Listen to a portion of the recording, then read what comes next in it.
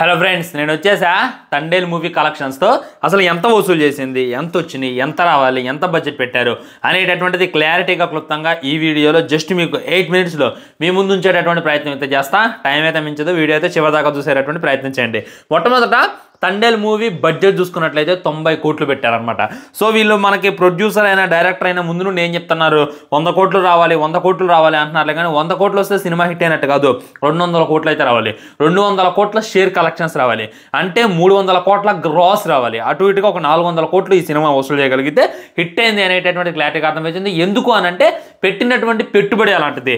పెట్టింది ఓ 40 కోట్లు 50 కోట్లు అంటే అనుకోవచ్చు. ఇప్పుడు సంక్రాంతికి వస్తున్నాం సినిమా ఉంది, దానికైతే 50 కోట్లు పెట్టారు. అటు ఇటుగా దానికి ఒక 200 కోట్లు వస్తే ఆ సినిమా బ్లాక్ బస్టర్ సాధించినట్టే. కానీ ఆ సినిమాకి 350 కోట్లు అయితే వసూలు చేసింది. కాబట్టి ఇంకా అది యునానిమస్ హిట్, క్లీన్ హిట్ అని చెప్పి క్లారిటీగా అర్థమవుతుంది. కానీ ఈ సినిమా చూసుకున్నట్లయితే దగ్గర 90 కోట్లు అంటే 100 కోట్ల బడ్జెట్ అయితే పెట్టారు. ఆల్మోస్ట్ 200 కోట్లకు వీళ్ళైతే సినిమాని అమ్ముకున్నారు.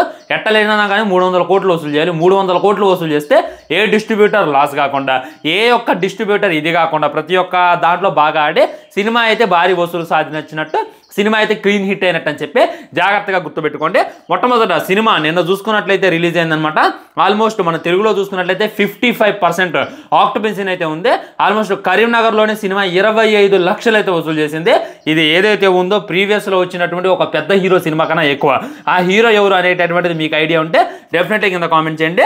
సినిమా నిన్న మొత్తం మీద 10 కోట్లు అయితే వసూలు చేసింది. ఇది తక్కువే అని చెప్తాను నేను, ఎందుకంటే ఆమ్రాన్ సినిమా చూడండి భయంకరంగా వసూలు చేసింది. అటు తమిళ్లో వసూలు చేసింది, ఇటు తెలుగులో వసూలు చేసింది, హిందీలో కూడా భయంకరంగా ఆడింది అనమాట ఆమ్రాన్ మూవీ. ఆ సినిమా కూడా రియల్ స్టోరీని బేస్ చేసుకొని తీసింది.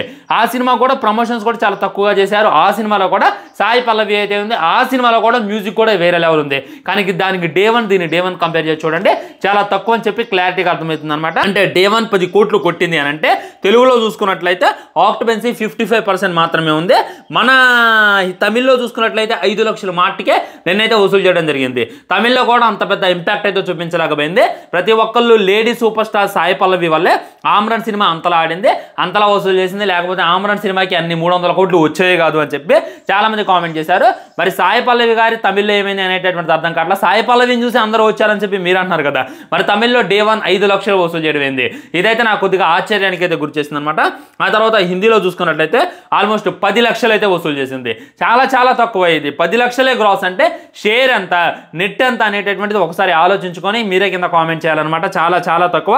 అంటే తమిళ్లో మరియు ఈయన హిందీలో కలుపుకొని ఆల్మోస్ట్ 15 లక్షలు అయితే నిన్నైతే వసూలు చేయడం జరిగింది.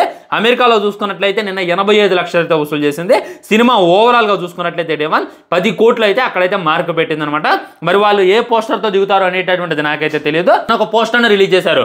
2,50,000 టికెట్లు అమ్ముడు పోయాయి అనేటటువంటిది. దాంట్లో కూడా నిజం లేదనమాట. చూసుకున్నట్లయితే 2 లక్షల కన్నా తక్కువ టికెట్స్ అమ్ముడు పోయాయి. కానీ వాళ్ళ మట్టికి 2,50,000 టికెట్స్ అమ్ముడు పోయాయి అనేటటువంటిది చెప్తున్నారు. రేపు సండే ఫ్రెండ్స్, మీ దగ్గర బుక్ మై షో యాప్ ఉంది కదా, ఒకసారి ఓపెన్ చేసి ఆ యాప్లో చెక్ చేసేటటువంటి ప్రయత్నం చేయండి. రేపు ఏ ఇందులో బుకింగ్ ఉంది అనేటటువంటిది మీకే క్లారిటీగా వస్తుంది. అంతేందుకు బుక్ మై షోలో ఒకసారి చూడండి. మొత్తం మీద ఒక గంటలోనే 10,000 టికెట్లు అయితే అమ్ముడు పోయాయి. ఒక గంటలో 10,000 టికెట్లు అంటే రోజు మీద అటు ఇటుగా ఒక 50,000 టికెట్లు అయితే అమ్ముడు పోయాయి అనేటటువంటిది అనుకున్నా. 2 రోజులు కలిపి కూడా మన అంచనా ప్రకారం, ఓన్లీ బుక్ మై షో అంచనా ప్రకారం 1,00,000 కూడా దాటట్లా. కానీ గూగుల్ మట్టికి 1,80,000 టికెట్లు అమ్ముడుపోయాయి అనేటటువంటిది చెప్తుంది. మన అంచనా అయితే 1,00,000 ఉంది, కానీ వీళ్ళు మట్టికి 2,50,000 టికెట్లు అమ్ముడుపోయాయి అనేటటువంటిది తెలియజేస్తున్నారు. So the main question is, cinema 200 కోట్లు కొట్టిద్దా? 200 కోట్లు కొడితేనే బ్లాక్ బస్టర్ విజయం సాధించినట్టు. 100 కోట్ల గ్రాస్ కాదు, 90 కోట్ల నెట్ కలెక్షన్ చేయాలి. 90 కోట్ల నెట్ కలెక్షన్స్ రావాలంటే ఆల్మోస్ట్ 190 కోట్ల గ్రాస్ అయితే వసూలు చేయాలి. మరి ఈ సినిమా 190 కోట్లు వసూలు చేస్తుందా? అంత పెద్ద కంటెంట్ ఉందా అనేటటువంటిది క్లారిటీగా క్లుప్తంగా ఈ రోజు ఈ వీడియోలో వివరించేటటువంటి ప్రయత్నం చేస్తా. మొట్టమొదట మనం 100 కోట్లు వచ్చిన సినిమాలతో అయితే కంపారిజన్ చేద్దాం. ఫస్ట్ సీతారామం సినిమా ఉంది. ఈ సినిమాకి 100 కోట్లు రాలా, 98 కోట్లు అయితే వచ్చింది. ఇంకో 2 కోట్లు వేసుకొని వాళ్ళు 100 కోట్లు అనుకోవచ్చు, కానీ వాళ్ళు అలా చెప్పలేదు. మాకు 98 కోట్లు మాత్రమే వచ్చాయి. అదే నేను చెప్తాం అన్నారు. సినిమా బడ్జెట్ కూడా చాలా తక్కువ. సీతారామం ఏదైతే ఉందో మన హీరోది కాదు, మన హీరోయిన్ కాదు, కానీ మన డైరెక్టర్ అనమాట. ఆయన అంత గొప్పగా తీయటం వల్ల సినిమా అయితే అంతలా ఆడింది అనేటటువంటిది క్లారిటీగా అర్థమవుతుంది అనమాట. ఆ సినిమాలో కంటెంట్ ఎలా ఉంటుంది, సేమ్ బ్యాక్ డ్రాప్. ఇప్పుడు చూసుకున్నట్లయితే మన హీరో ఏం చేస్తారు తండేల్ సినిమాలో, ఇక్కడ నుండి వెళ్ళి పాకిస్తాన్ జైల్లో అయితే ఇరుక్కపోతాడు. ఇదే సెకండ్ హాఫ్ అంతా కూడా మనకు చూపించేది. ఆ సినిమాలో కూడా చూపించింది అదే. ఇక్కడ నుండి వెళ్ళి అక్కడైతే ఒక పాకిస్తాన్లో అయితే విరికపోతారో అది ఏదైతే ఉందో కన్విన్సెన్స్గా ఉందన్నమాట. ఉదాహరణగా నేను చెప్తాను, సీతారామన్ సినిమా అప్పుడు బింబిసారా సినిమా ఉంది, మసోదా సినిమా కూడా ఉంది. ఈ 2 సినిమాలు భయంకరంగా హిట్ అయినాయి. ఈ 2 సినిమాల కాంపిటీషన్ తట్టుకొని సీతారామన్ సినిమా అంతలా విజయం సాధిస్తుందని చెప్పి ఎవడు కూడా అనుకోలేదు, కానీ విజయం అయితే సాధించి చూపించింది. సో 100 కోట్లు కొట్టినటువంటి సినిమా సీతారామం. మరి ఇందులో ఉన్నటువంటి కంటెంట్ తండ్రి సినిమాలో ఉందా లేదా అనేటటువంటిది కంపారిజన్ చేయాలి అని అంటే నేను ఆల్రెడీ చెప్పాను, అక్కడక్కడ మిక్స్డ్ టాక్ నడుస్తుంది, అక్కడక్కడ సినిమా బాగలేదు అనేటటువంటి ఎవరు కూడా నడుస్తుంది అనమాట.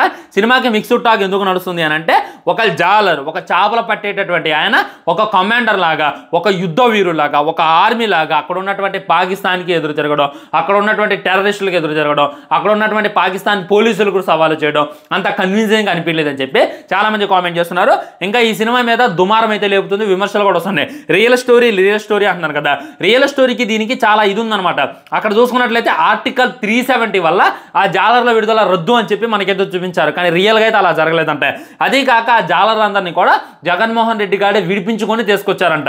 ఆయన వల్లే ఆ పాకిస్తాన్లో ఉన్నటువంటి వాళ్ళందరినీ కూడా మళ్ళీ మన ఇండియాకి రప్పించడం కుదిరింది అనేటటువంటిది మనకి ఒకసారి న్యూస్లో అయితే మనం విన్నాం. మరి ఆ స్టోరీని బేస్ చేసుకొని తీసినామని చెప్పి చెప్తున్నారు కదా, కానీ వీళ్ళ మట్టికే క్రెడిట్స్ అన్ని కూడా వేరే వాళ్ళకి ఇచ్చేశారు. దీనివల్ల వైఎస్ఆర్సీపీ టీం అయినా జగన్మోహన్ రెడ్డి గారి ఫ్యాన్స్ అయినా ఫుల్ గుస్సా అవుతున్నారు అనమాట.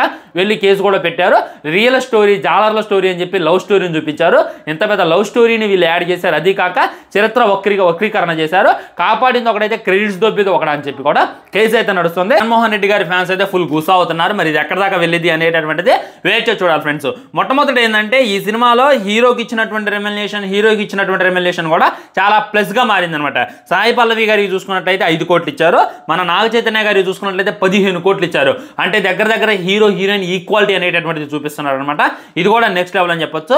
మరి సాయి పల్లవి గారు వసూలు చేస్తారా, లేకపోతే నాగ చైతన్య వసూలు చేస్తారా, ఎవరు ఎక్కువ క్రేజ్ పెట్టుకొని ఎవరు ఎక్కువ వసూలు చేస్తారు అనేటటువంటి దానికోసం అయితే మనమైతే ఈ గల్లీ వెయిట్ చూడాలి. పబ్లిసిటీ అనేటటువంటిది కూడా హిందీలో చాలా తక్కువగా చేశారు, తమిళ్లో కూడా చాలా తక్కువగా చేశారు. అక్కడ కూడా కలెక్షన్స్ విరివిరిగా వచ్చేస్తున్నాయి. 10 లక్షల కలెక్షన్లు వచ్చాడు, 5 లక్షల కలెక్షన్లు వచ్చాడు. అయితే డిస్ట్రిబ్యూటర్లను భయపెడుతున్నాయి, ప్రొడ్యూసర్లను భయపెడుతున్నాయి అనేటటువంటిది క్లారిటీగా అర్థమవుతుంది. మరి ఈ సినిమా 100 కోట్లు కొట్టేటటువంటి అవకాశం ఉందా లేదా అనేటటువంటిది చెప్పాలి అని అంటే, నేను మాట్లాడింది ఇప్పుడు దాకా 100 కోట్ల గురించి కాదు, 200 కోట్ల గురించి.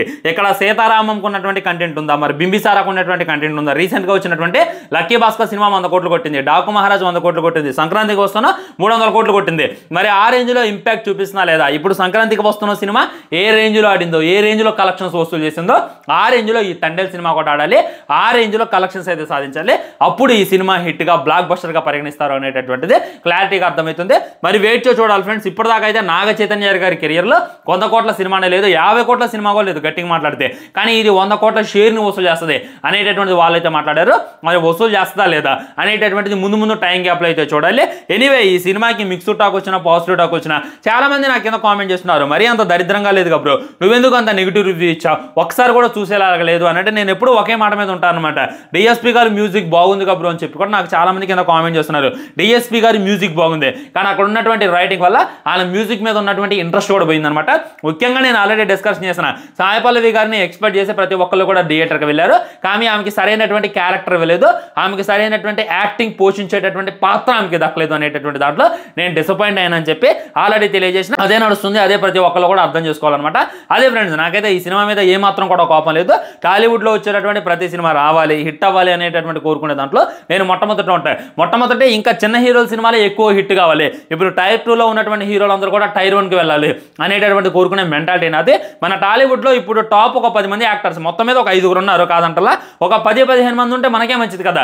ఇప్పుడు ప్రభాస్ మీద వీడియో చేస్తే ఎక్కువ వ్యూస్ వస్తాయా, మన నాగ చైతన్య మీద చేస్తే ఎక్కువ వస్తాయా, మన ప్రభాస్ మీద చేస్తే ఎక్కువ వస్తాయి. ఎందుకు? ప్రభాస్ టాప్ హీరో, అదేవిధంగా నాగ చైతన్య కూడా టాప్ లా. మరి ఇప్పుడు ఉన్నటువంటి టాలీవుడ్లో ఒక 15 మంది టాప్ హీరోస్ బాలీవుడ్లో ఉన్నట్టుంటే చేసినటువంటి ప్రతి వీడియోకి వ్యూస్ వస్తే వచ్చినటువంటి ప్రతి సినిమాకి మంచి రీచ్ ఉంటుంది. అదే నేను కోరుకునేది. అంతకుముందు నేను చేయలేదు, ఇంకా అర్థం చేసుకుంటానని చెప్పి నేనైతే అనుకుంటున్నా. ఇది Thandel collections report, box office report. దీని మీద మీ కామెంట్ కూడా తప్పకుండా వెయిట్ చేసి చూడండి. నేనైతే వెయిట్ చేస్తాను వాళ్ళు రిలీజ్ చేసేటటువంటి పోస్టర్ కోసం.